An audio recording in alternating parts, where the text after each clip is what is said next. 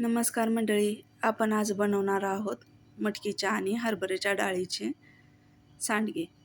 बघूया आपण कशी बनवायची रेसिपी. उन्हाळा म्हणलं की काही ना काही चालूच असते बायकांचं. आता उन्हाळी सामान करायचं चालू आहे, त्यातला हे खास मेनू आहे बरं का. मटकीची डाळ 1 किलो घेतली, हरभऱ्याची डाळ 1 किलो घेतली, धणे घेतलेत 1 वाटी, जिरे 1 वाटी आणि हे दळायला देऊया आपण. जरासं असं मोठंच दळून आणायचं, छोट्या चिटकीला द्यायचं दळायला. त्याच्यात मीठ, दळून आणल्यानंतर मीठ, लाल तिखट घालायचं आणि मळून घ्यायचं. हळद, कोण कोण हळद पण घालतो, पण हळद लसूण हे टाकलं की कसं खराब होतं, किडलं जातात, त्यामुळं टाकायचं नाही त्याला. आम्ही नाही टाकत. तुम्ही टाकता का हळद हे नक्की सांगा काय.